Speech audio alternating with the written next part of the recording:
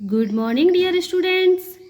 आज हम पढ़ने वाले हैं अनिवार्य हिंदी सृजन पाठ 1 संत वाणी का भाग व तुलसीदास, क्योंकि इससे पहले हमने कबीरदास जी पढ़ लिया है। तो चलिए पहले तुलसीदास जी के जीवन के बारे में जानते हैं। इनका जन्म सन 1532 ईस्वी में हुआ और इनकी मृत्यु कब हुई है? 1623 ईस्वी में। आपकी जानकारी के लिए बता दूं कि तुलसीदास जी एकमात्र ऐसे कवि हैं जिन्होंने मुगलों की 5 पीढ़ियां एक साथ देखी हैं, यानी कि बाबर के समय से थे। अब क्या बता रहे हैं कि इनका जन्म कहाँ हुआ है। तुलसीदास जी का जन्म उत्तर प्रदेश के बांदा जिले के राजपुरा गांव में हुआ। इनका बचपन बहुत ही कठिनाइयों से घिरा हुआ था। इन कष्टों के दौर से गुजरने के बाद इनके जो गुरु बने वो कौन थे? नरहरियानंद व शेष सनातन, अर्थात इनके 2 गुरु हुए हैं। और ये अपनी पत्नी रत्नावली से अति स्नेह रखते थे, लेकिन एक दिन रत्नावली द्वारा उत्प्रेरित किए जाने पर उनके हृदय में राम प्रेम जागृत हो गया। तो आपने जो अभी पढ़ा कि अपनी रत्नावली पत्नी जो थी उनसे काफ़ी स्नेह करते थे, इसके बारे में एक किंवदंती है, वो मैं आपको बताना चाहूँगी। कि आपने जैसे पढ़ाई है कि इनके बचपन में इनको बहुत सारी कठिनाइयों को सामना करना पड़ा था। तो जब इनका विवाह हुआ तो इनको अपनी पत्नी से इतना प्रेम था कि ये अपने सामाजिक रिश्तों से एकदम अलग हो गए थे और इनके प्रेम में डूब गए थे। यहाँ आप उसे बोल सकते हो, ये वासना में इतने लिप्त हो गए थे कि अच्छा बुरा सब कुछ भूल गए थे और हमेशा इनको रत्नावली के अलावा कोई दिखाई ही नहीं देता था। किंतु दूसरी तरफ जो रत्नावली थी वो एक बहुत ही विदुषी महिला थी और ये भक्ति मार्ग से भी जुड़ी हुई थी। ये ईश्वर में विश्वास रखती थी। कुछ समय तक तो इनको ये कुछ कह नहीं पाई, लेकिन उसके बाद उनको ये तुलसीदास जी का व्यवहार अच्छा नहीं लगा और उन्होंने एक दिन इनको फटकार दिया। इनको लांछन लगाया कि आप क्या हमेशा वासना में डूबे रहते हैं, क्या रत्नावली करते रहते हैं। रत्नावली कहने से आपको उद्धार नहीं मिलेगा। आपको उद्धार जब ही मिलेगा जब आप राम जी का नाम जपेंगे। उनके कहने का तात्पर्य था कि आप मेरे प्रेम में मत डूबे रहिए, अगर आपको डूबना ही है तो आप राम के प्रेम में डूबिए। और वहीं से तुलसीदास जी को विरक्ति का भाव जागा और ये रत्नावली से विरक्त होकर राम खोज में निकल गए। फिर इन्होंने काफ़ी ग्रंथों की रचना करी और किंतु ये राम जी से बहुत ही ज़्यादा जुड़े रहे। अब आ जाते हैं आगे की ओर। तो ये बता रहे हैं कि इनकी जो भाषा है, जो इनके रचनाएं हैं, ज़्यादातर अवधी और ब्रज भाषा में ही हुई है। जाहिर सी बात है, उत्तर प्रदेश में है, उत्तर प्रदेश में ब्रज भाषा का ही प्रयोग किया जाता है, तो ये अपने आप आ ही जाती है। रामचरितमानस उनकी कीर्ति का आधार ग्रंथ है, यानी कि उन्होंने बहुत सारी रचनाएं रची हैं, जैसे विनय पत्रिका, कवितावली, दोहावली, गीतावली, कृष्ण गीतावली, बरवे, रामायण तथा रामलला, महचू। लेकिन सबसे प्रमुख इनका क्या रहा है? रामचरितमानस। तुलसी के काव्य में समन्वय की भावना सर्वोपरि है। उन्होंने अपनी रचनाओं के माध्यम से आदर्श समाज की जो कल्पना प्रस्तुत की है वह कभी अप्रासंगिक नहीं हो सकती।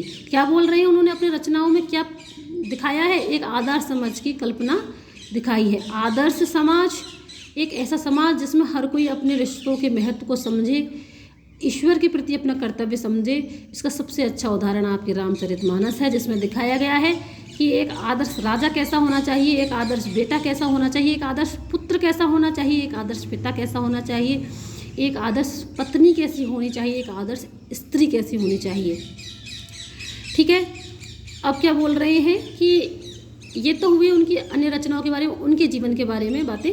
अब जो आपके दोहे दिए गए हैं उनके बारे में बता रहे हैं कि इनके जो दोहे हैं वो क्या सिखाते हैं हमें? वो मानवता की सीख देते हैं और ये हमें काम, क्रोध आदि से भी दूर रहने की बातें सिखाते हैं। जीवन की सार्थकता को किस में बता रहे हैं? परमार्थ में बता रहे हैं। और मनुष्य को कैसी संगति करनी चाहिए, कैसी संगति से दूर रहनी चाहिए, इसके बारे में बताते हैं कि मनुष्य को अच्छी संगति करनी चाहिए और बुरी संगति से हमेशा दूर रहना चाहिए और अपने अहम में नहीं रहना चाहिए। मनुष्य को सबसे हिल मिल कर ही रहना चाहिए। वक्त कितना भी प्रतिकूल विपरीत परिस्थितियों भरा क्यों ना हो, मनुष्य को शांत रहना चाहिए, क्योंकि शांति से ऐसे ऐसे कार्य हो जाते हैं जो कभी आपके लड़ने झगड़ने से नहीं होंगे।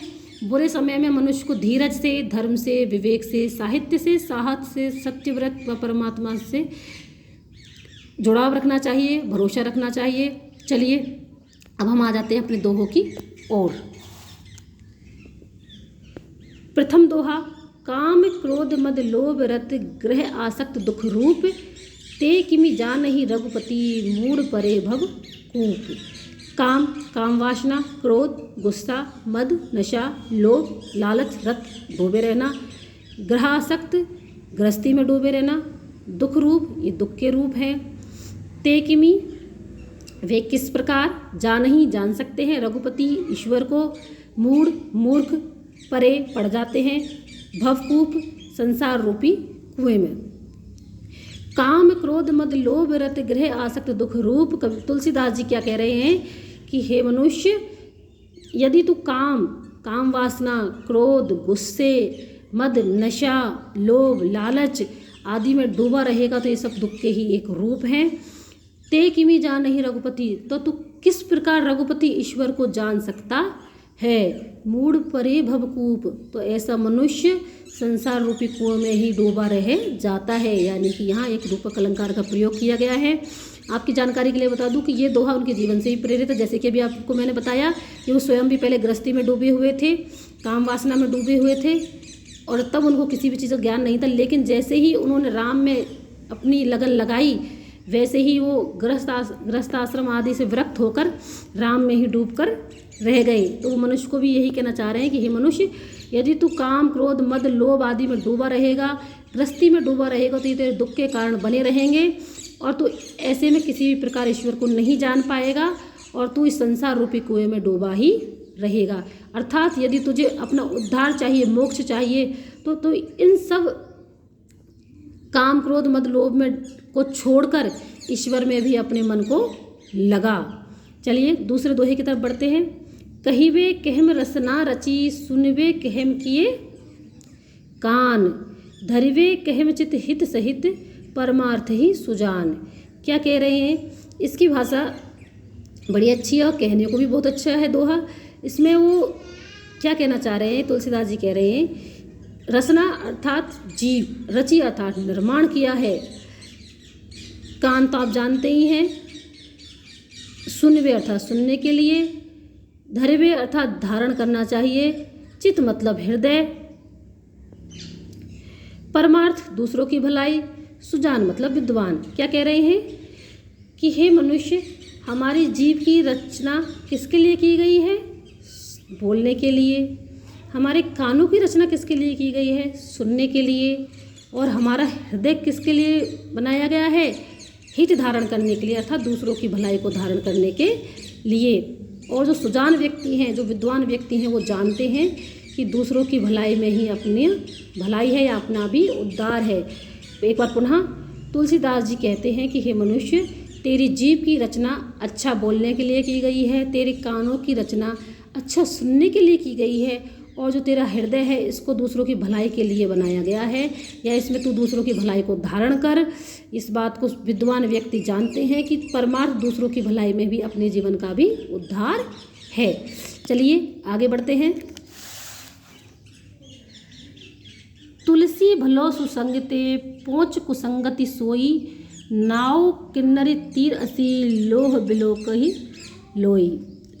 भलो अर्थात अच्छी, सुसंग मतलब अच्छी संगति, पोंच मतलब बुरा, कुसंगति मतलब बुरी संगति, नाव मतलब नाव, किन्नरी मतलब एक प्रकार के वीणा, तीर अर्थात तीर जो धनुष तीर होते हैं वो, असी मतलब तलवार, लोह मतलब लोहा,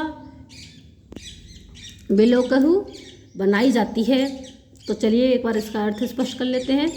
तुलसीदास जी क्या कहते हैं? तुलसी भलो सुसंगते, हे मनुष्य, यदि तू सुसंग अच्छी संगति करता है तो तू भी कैसा बन जाता है? भला बन जाता है, अच्छा बन जाता है। पोंच कुसंगति सोई, उसी प्रकार यदि तू बुरी संगति करता है तो तू भी कैसा हो जाता है? बुरा हो जाता है। नाव किन्नरी लोह बिलोक ही, क्या बोलते हैं कि एक ही लोहे से क्या बनाया जाता है? नाव बनाई जाती है और एक किन्नरी नाम की वीणा बनाई जाती है जो लोगों को बहुत अच्छी लगती है क्योंकि ये उनके काम आती है। किंतु दूसरी तरफ यदि आम परिस्थितियों की बात करें तो उसी लोहे से तीर और तलवार बनाई जाती है जिससे क्या होती है? मार काट होती है और लोग इनको पसंद नहीं करते। एक बार पुनः कबीर तुलसीदास जी कहते हैं कि हे मनुष्य, यदि तू अच्छे की संगति लेगा तो अच्छा बन जाएगा और बुरों की संगति लेगा तो बुरा बन जाएगा। जिस प्रकार एक ही लोहे से नाव और किन्नरी बनाई जाती है जो सबको अच्छी लगती है, किंतु जब उसी लोहे से तीर और तलवार बनाई जाती है तो वो लोगों को अच्छी नहीं लगती। आज के लिए बस इतना ही। कल आगे बचे हुए दोहे पढ़ेंगे। और यदि बच्चों आपको किसी भी प्रकार की कोई समस्या हो या आपको कोई दोहा समझ में नहीं आया हो तो आप प्लीज़ मुझे कमेंट सेक्शन में लिखिए। Thank you. अगर वीडियो थोड़ा सा भी पसंद आए तो इसको लाइक शेयर सब्सक्राइब जरूर कीजिए। धन्यवाद।